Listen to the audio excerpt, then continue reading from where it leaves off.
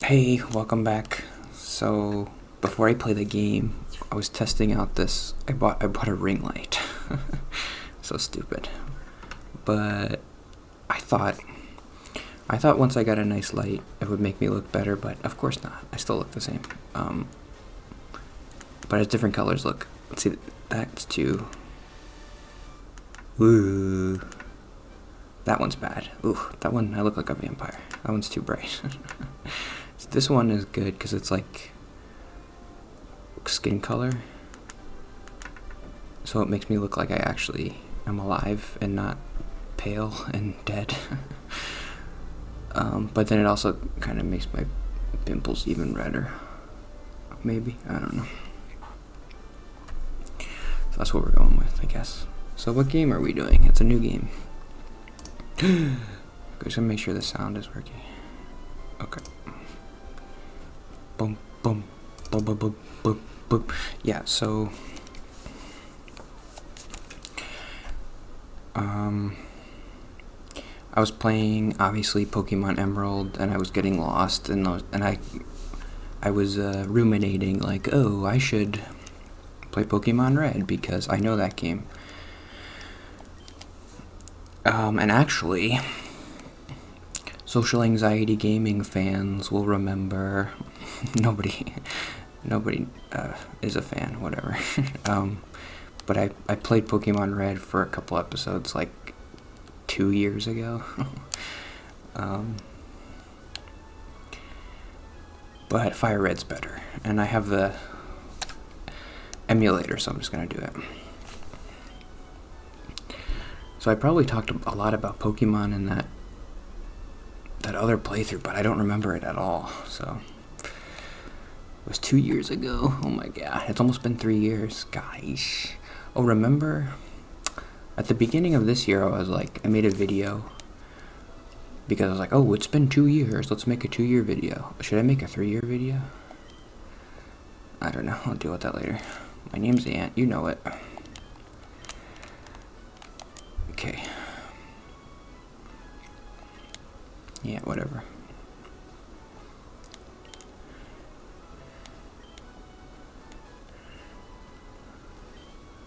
I mean, Gary.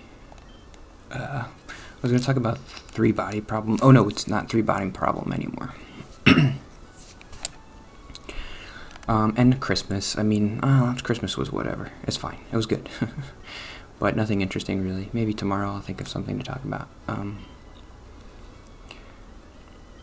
Yeah, definitely the best games to play are the ones where I don't have to think. I can run through this game and I won't have to think anything. I know oh, oops, okay. But make sure you don't do that. Okay. Boop, boop, boop, boop, boop, boop, boop. I haven't played this game in a long time. I've played Red. It's probably been at least 5 years or something. No, it's been longer than that. When would I have played this? Whatever. 3-body problem. I have a lot of notes about 3-body problems, so. So, it's a book. I read the first book, and I don't know. The first book was okay, but I feel like I didn't really understand the first half of it. It was like about Chinese politics and stuff, and I just wasn't really understanding it. But the second book takes place after the first book, and I got like right from the start, I kind of understood what was happening, and so I like this book a lot better just because I know what's going on. It's called The Dark Forest. So the first book was about. It was setting up this war between Earth and this alien civilization called Trisolaris. That's basically all you have to know. So then in the second book, we start with the Trisolaris fleet has learned of Earth, and they're coming to Earth, but it's going to take them 400 years because their technology is like super advanced. They live 4 light years away, I think. But it'll take them 400 years because they can't travel at the speed of light. but they're much more advanced than us. So I remember talking about the proton lock idea, which was kind of cool, so I won't talk about that again. But the proton lock was the thing that Trisolaris did to stop human civilization from advancing technology, so that in the 400 years that they come here, we won't advance enough to kill them, because they won't be advancing because they're just on a ship.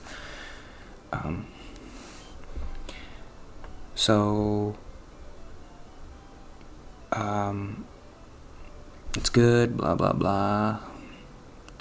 I like the second book better. I don't know, the second point that I made, like, I felt like I wasn't really connecting with any of the characters. I was just, like, kind of connecting with the cool science ideas, and that's why I like the book. But there are some interesting characters in this book that I'm starting to get to know. I don't remember any of the characters from the first book. It's not like... I think there weren't any characters from the first book who are in the second book, which is weird.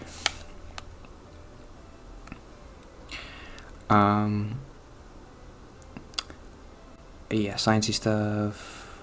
Okay, so here's one part. Here's like one little note. I get to pick, right? No. Who's my guy? Squirtle's my guy, you know. No. Bulbasaur's okay, but Squirtle's my guy.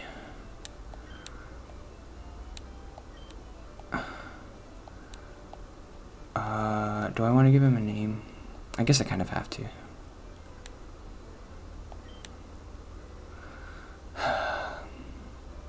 I don't know. I've always been terrible at this.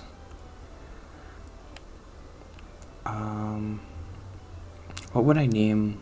If I had a pet Squirtle, what would I name it? Like, for real. Like, don't make a joke about it. What would I really name a pet Squirtle? I don't know. There's something... I don't know. It's hard. Because, like, they're not pets. I don't want to call them, like, water or, like, waterfall or something. Like, watery. Because it's, like dehumanizing. Or I want to call him, like, a real person. Like, he's my partner. He's not my pet. But I am naming him. You don't name your partner. But what if you could name your partner? What would you name him? Sorry, I've been spending way too much time on this.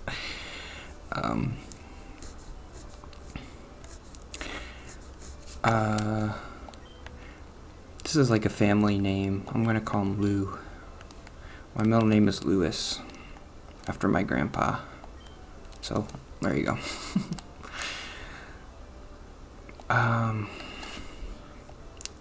Let's fight to the death. Ooh! Careful. I gotta be so careful when I press that button, because...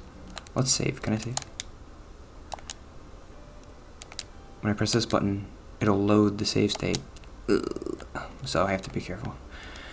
Okay. So there are some cool ideas. I was just gonna repeat them. I don't know if this is the most interesting idea, but it's called so something develops in the... Pretty much everybody on the Earth knows that Trisolaris is coming, and they're gonna kill us and take our planet. So it leads to some interesting things, which is, one of them is like, so a main idea of like how to combat this thing is people are just like, well, let's just run away. Let's build, in the 400 years we have, let's build a big ship and shoot ourselves to a planet and hope eventually we make it somewhere. And if we don't, then we'll create like an ecosystem on the ship that like Wally, pretty much.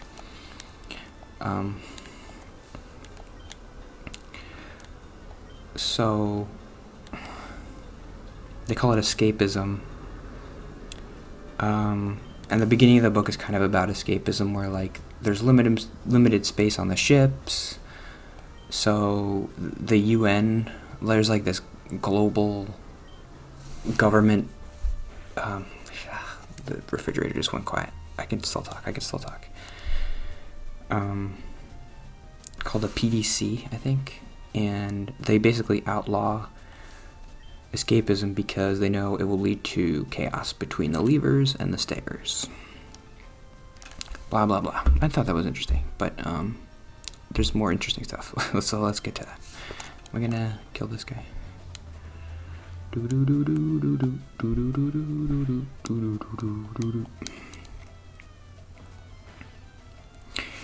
Oh, one of the more interesting things was the Wallbreakers. Wallbreaker, Wallfacer, Wahlberger.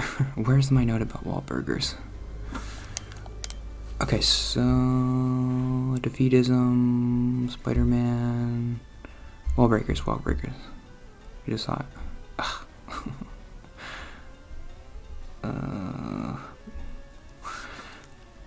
Okay, so the idea. So this might take a while to explain, but it's pretty interesting. So, remember those proton guns that I talked about before? They're basically just they're protons that Trisolaris shot to us, and since they're only 4 light years away, it only took 4 light years for the protons to get here. But they have AI in them, which can transmit information back to Trisolaris instantly because they're quantum entangled. So the protons are called sophons. I don't remember why.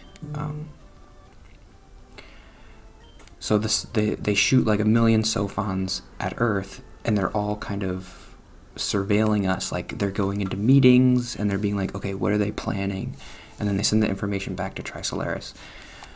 Did I win? Oh, cool. I wasn't even paying attention. That's good. So in order to combat this, the Earthlings come up with a plan. They're like, okay, Trisolaris, they know everything we're doing.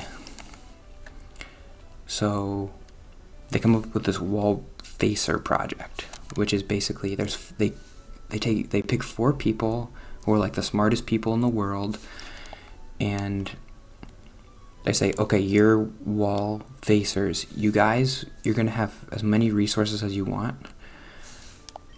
Can I get the thing yet, or the map? Or okay.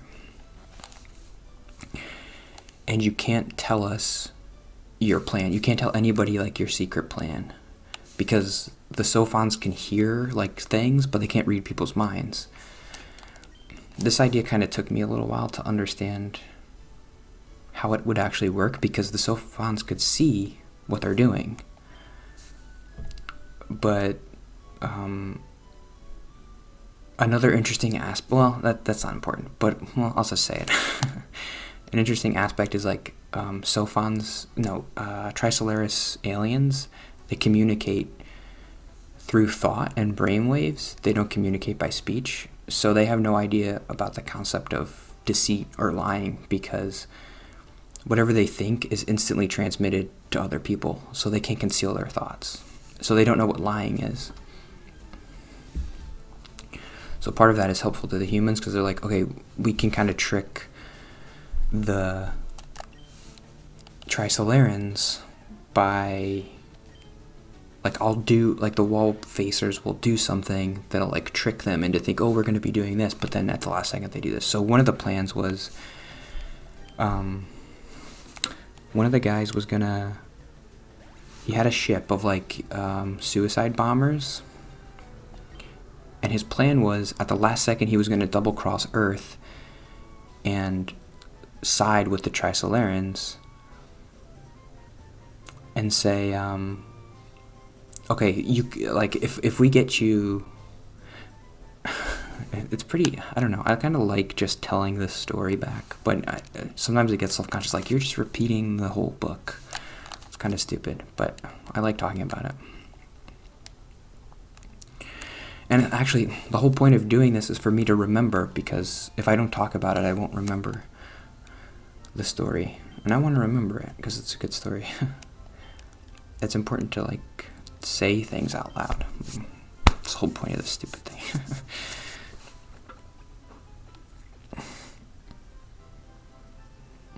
So his plan was to double cross humanity at the last second. So like he would never tell the humans that he's going to double cross them, And then at the last second, you would double cross them and side with the Trisolarians and be like, oh, we're going to give you a bunch of water because you need water to rehydrate, whatever. But the real plan was that he was going to triple cross the Trisolarians. I forget what he was going to do, but so that was the idea of like over the course of 400 years, like laying these seeds of like, oh, Trisolarians are going to be thinking this. So then another part of this is, I'm just trying to remember what to do. You need like to go to the mart, don't you? Yeah. So there are things called Wallbreakers. So on Earth, I mentioned this before, but like there are people who view the Trisolarians as kind of like good and like almost like gods, because they see humanity as kind of this terrible thing that is destroying the Earth. And they're like, well, let's give the Trisolarians a try. So they side with the Trisolarians, and they're communicating with the Trisolarians. And 4 of them become Wallbreakers, which are people who are trying to discover what the Wallfacers' real plan is, like not their secret plan, but like their real actual plan. And then they would unveil it, and then that would ruin the Wallfacer project. And then there are Wahlbergers. No, I don't know.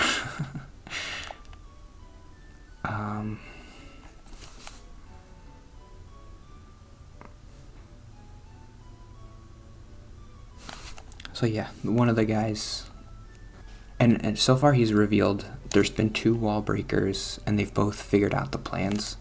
And both of the plans were pretty good. I was like, oh, those could actually work. But no, they can't work now because he just revealed them. The other one was, I liked this second plan, which was,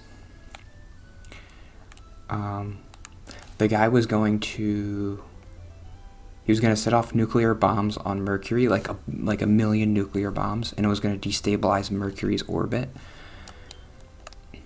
so that it fell. Oops, no. It fell into the sun, and then he knew, like, he had like a science friend who told him, like, if Mercury falls into the sun, it would create an atmosphere around the sun, which would superheat like the solar system, and it would cause Earth to lose all of its water and everything. So he was basically, his plan was he was going to tell those Trisolarians about this, and then say, okay, if you come to Earth, I'm going to push the button, and then Earth will be destroyed, so you can't come here. Now that I'm thinking about it, I don't know why.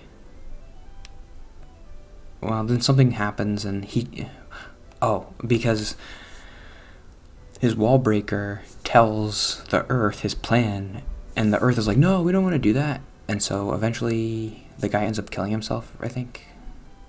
I don't know, it's pretty interesting. No, does he kill himself? Oh no, he goes back to, this is interesting. He goes back to his hometown. This is like my favorite part of the book too, so far. And he's like, I just want to go home. I just want to be in my home in Argentina or whatever. And he goes back home, and he gets stoned to death by his people because it's like, you betrayed us. You're a devil. You were going to destroy the Earth. And then he dies. The first guy kills himself. The second guy gets stoned to death. So I have to end there, but it's pretty cool. I'll talk more about it tomorrow, maybe. Oh, I'll talk about that tomorrow, but the Wallfacer wink or whatever. Wallfacer smile. I like that. Okay, see you tomorrow.